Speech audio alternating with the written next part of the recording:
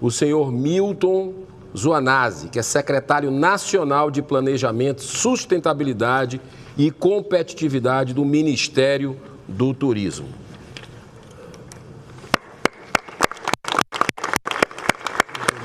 Você vai ter que... Um abraço. Parabéns, viu? Parabéns. Tudo de bom. Conte conosco. Senador Eduardo Girão, cumprimento o senhor e todos os seus colegas, funcionários, imprensa aqui do Senado. Meu querido Alain Baldatti, que tem que se retirar porque comunicou no seu discurso que hoje tinha um compromisso familiar, mas uma pessoa essencial, chave nesse processo, que fez coincidir a existência do Ministério do Turismo, a quem comemoramos essa semana aqui no Congresso os 20 anos, e aqui hoje no Senado, essa semana na Câmara, hoje no Senado, a comemoração do Sindepat. O Ministério do Turismo trouxe para o Brasil aquilo que o Brasil mais precisava, que era estabelecer uma política pública unificada para o turismo brasileiro. E o Sindepat obteve essas conquistas porque ingressou nesse sistema, que era o sistema turístico brasileiro. E, portanto, passou a ter uma identidade com os demais setores do nosso turismo, e é por isso somente que o nosso sucesso de lei geral e de tantas outras coisas que obtivemos teve o alcance que tivemos. Então, Alain, você é um grande lutador daquela fundação do nosso Conselho Nacional, e junto com os seus colegas hoje, a quem cito aqui então o seu Marcelo, que deu esse depoimento tão bonito para nós, o nosso querido Murilo, lá do Beach Park, e a Carolina, né, que é uma honra também estarmos juntos há tanto tempo, o Munir Calaça, lá do Parque Nacional do Iguaçu. Estou vendo aqui o meu conterrâneo do Beto Carreiro, que eu sou gaúcho, mas morador de Florianópolis, sou meio cataúcho, né? Então, o Beto Carreiro também teve um significado muito importante para Santa Catarina, para o sul do Brasil. Hoje, Gramado também já tem muitos parques temáticos. Como disse o vídeo, né? Saímos de 10 para 71 associados. Então, senador, em nome do ministro Celso Sabino e do Ministério do Turismo, a quem recebi a convocação de 20 anos depois voltar ao Ministério, eu já bem estabelecido e tranquilo na minha vida florinapolitana, recebi uma incumbência e um convite do ministro Sabino para que nós reconstruíssemos essa política pública, que, na nossa opinião, foi sendo devagarinho abandonada. Essa política que unifica, essa política que estabelece diretrizes, metas, que busca importância, que busca resultados. O senhor citou, e é comum citar, na Câmara Federal, no dia do aniversário, foi citada por muitos das pessoas que passaram na tribuna, os nossos números internacionais. Geralmente são eles que aparecem em qualquer linha do nosso discurso. Não que eu esteja contente com os nossos 6,3, provavelmente 6,6 milhões de estrangeiros que nos visitam hoje, mas esse não é o nosso número mais vergonhoso. E está longe de ser o mais vergonhoso. Esse é um número até razoável sob certos aspectos, porque 80% dos viajantes no mundo viajam até 5 horas do seu local de moradia. E se nós pegarmos o mapa brasileiro e colocarmos 5 horas, nós vamos de Lima, no Peru, para cá. Portanto, nós temos 80 milhões de vizinhos somente nessas 5 horas. Enquanto que o Uruguai tem 300 milhões de vizinhos. A Argentina tem 270 milhões de vizinhos, porque eles têm nós de vizinho. E nós não temos um Brasil de vizinho. Então, essa é uma diferença extremamente grande e brutal. E a nossa comparação não pode ser também com ninguém na Europa, nem com a Torre Eiffel, nem com ninguém. Que eles estão a 5 horas de vários modais, trem, avião, carro. E você vai de Paris à Polônia em menos de 5 horas, ou à Rússia. E vai na Turquia, ou seja, você já entrou na Ásia, na Eurásia. E nós não, nós temos 80 milhões, eles têm lá no seu entorno 800, 900 milhões de habitantes. Sem falar de questão de poder aquisitivo, capacidade de viajar. A vergonha nossa, senhores, a vergonha é o turismo doméstico. Isso é que tinha que nos encabular. O brasileiro que não conhece o Brasil. Ninguém conhece o seu estado. Eu já fiz muitas consultorias em estados, aliás, fui secretário do Rio Grande do Sul.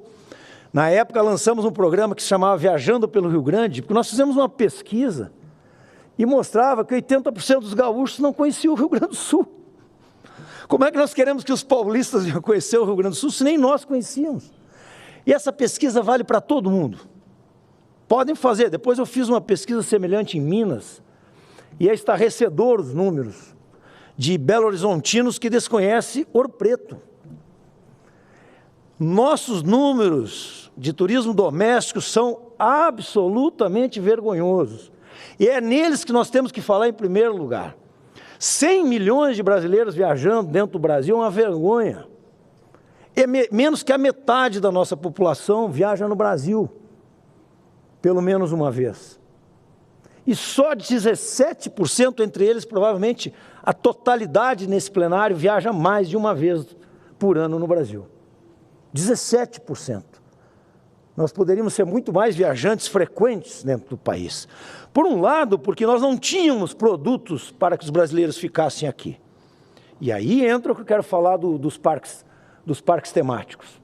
E por outro lado, nós não estimulamos a demanda interna. Não temos programas de demanda interna. O Chile, só para ter um exemplo aqui perto, para nós não irmos sempre também para outros exemplos como os Estados Unidos ou Europa, o Chile tem 25, 26 milhões de habitantes e tem 30 milhões de viagens internas.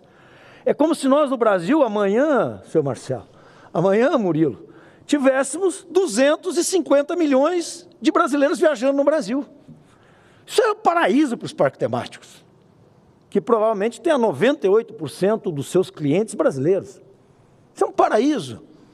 E nós ficamos batendo num tema mais complexo, mais difícil, que, volto a dizer, não é de nos contentar. Tem como melhorar o nosso receptivo internacional, mas nós dependemos essencialmente de hub e malha aérea. Não há como chegar, a não ser que a gente coloque ali na fronteira do Paraná, de Santa Catarina, do Rio Grande do Sul, um monte de produto ali, fazendo a turma cruzar a fronteira, nem que seja por um dia, para subir os nossos números. Senão, nós precisamos de modal aéreo. E modal aéreo só acontece se você tiver volume. Ninguém coloca um voo de qualquer lugar do mundo para qualquer outro lugar se ele não for ganhar dinheiro com aquele voo. Não existe essa possibilidade. Então, é necessário que se viabilize economicamente um modal aéreo. E essa é a nossa complicação no nosso crescimento. Mas os países que a gente pode comparar, como a Austrália, África do Sul e Tailândia, esses sim países com as mesmas distâncias dos grandes mercados como nós ganhamos da África do Sul, perdemos por 2 milhões para a Austrália e perdemos por 3,5 milhões para a Tailândia. A Tailândia fez uma política de busca de público internacional focada na Escandinávia. E eu tenho pregado muito ali no Ministério e para o nosso pessoal da Embratur, a quem a Jaque teve que sair, mas ela sabe, tenho pregado muito de nós focarmos em alguns mercados, para aí sim com charters, com alguns voos, com outras formas de buscar esse modal aéreo, cresceram com mais rapidez o nosso número. E um pouco mais no Mercosul. Apesar do número imenso de argentinos que vêm para cá, nós somos 17% do share. Ou seja, de todos os argentinos que viajam para o exterior, o Brasil recebe 17%. Recebe menos que o Uruguai. Ah, mas o Uruguai está mais perto. Isso, o Uruguai está nas 5 horas da Argentina, enquanto que Fortaleza não está. Né? Então, exatamente, tem esses concorrentes. Se o Chile está mais perto, tem mais share que nós. O Paraguai, nós temos 27% do share. O nosso maior share é os paraguaios. Mesmo assim, de 1.200.000, 1.300.000 paraguaios que viajam para o exterior, nós estamos recebendo 400.000, dá para crescer. Né? O nosso share no Chile é baixo, em torno de 7%, e aí cai para 3%, 4% para peruanos, bolivianos e colombianos. Ou seja, há crescimento na América Latina para buscar esse turista mais de próximo. Mas o grande desafio nós vamos lançar agora com grandes programas no turismo interno. É necessário ter programas para os nossos aposentados. Fizeram pesquisas entre os aposentados brasileiros. O primeiro desejo deles é ter recursos para comprar os seus remédios. E o segundo, para viajar. Portanto, se eles estiverem medicados com saúde, eles querem viajar. Nós temos algum programa para os aposentados brasileiros? Nenhum. Temos uma linha de crédito, que é o consignado, mas não é para o turismo. Por que não ter um consignado para o turismo? E por que não usar o rodoviário se nós temos dificuldades nos custos dos preços aéreos? Qual o problema de usar rodoviário? A gente recebe lá em Santa Catarina pessoas que saem do Belém do Pará, de ônibus, aposentados, vão passear 30 dias de viagem. Se o ônibus for seguro, for um ônibus regular, não essas coisas que a gente vê andando por aí, que causam esses acidentes, como com a torcida do Corinthians, mas ônibus seguros, e nós temos uma entidade do trade turístico que trabalha só com ônibus de turismo, e podemos ter as viagens regionais, as viagens internas, nem precisa ser as de longo curso. Nós podemos ter as viagens dentro do sul, dentro do sudeste, dentro do nordeste, do norte. Nós podemos ter um programa para os trabalhadores em férias. O trabalhador com carteira assinada ganha 1/3 do seu salário para férias, mas ele não tira férias. Ele vai para casa consertar uma porta, uma janela, alguns vão até para o bar, jogar baralho ou dominó. Essas são as férias do nosso trabalhador. Nós temos que nos preocupar com as férias do nosso trabalhador. O terço de férias está lá na CLT, lá dos anos 30. Aliás, está em todas as legislações trabalhistas dos anos 30 da Europa. Ele foi feito para o trabalhador viajar. O terço de férias é para ele viajar. É isso que nós temos que fazer, ele viajar. Então, estamos junto com o ministro Marinho, no Ministério do Trabalho, iniciando um programa e também através do FAT, vamos financiar o trabalhador para viajar. Ele tira férias, não é em janeiro e fevereiro. Ele tira férias o ano todo. Mas nós não temos um programa. Né? E os estudantes? Os nossos filhos vão estudar na Austrália, vão fazer intercâmbio no Canadá. Por que meu filho que mora em Porto Alegre não pode fazer intercâmbio em Manaus? Ou em João Pessoa e vice-versa? Nós não temos um programa de intercâmbio no Brasil. Os nossos estudantes não podem estudar entre os institutos federais do Ceará, não pode estudar em Santa Catarina, o de São Paulo não pode estudar no Mato Grosso do Sul. Não parece tão difícil as nossas ações de busca de demanda. É possível, sim. Nós vamos retomar esses programas. Nós iniciamos lá em 2007, 2008, o Vai Brasil. Depois esses programas acabam não tendo continuidade. Nós vamos estabelecer um novo Conselho Nacional de Turismo para que ele firme esse tipo de política, consolide. Vamos trazer para a Lei Geral do Turismo, para virar lei.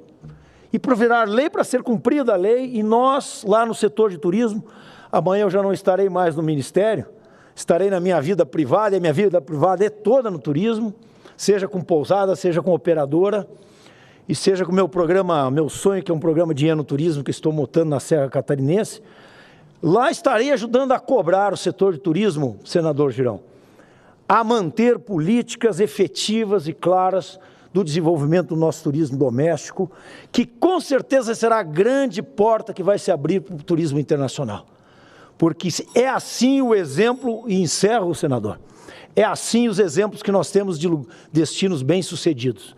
Os destinos bem-sucedidos são aqueles que iniciaram fortes pelo turismo doméstico, e a partir do doméstico conquistaram o mundo, e com certeza isso que nós vamos conquistar.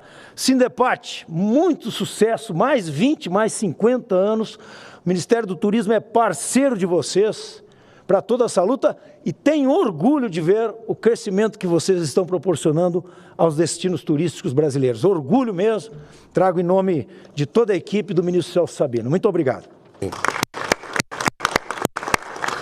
Agradeço demais.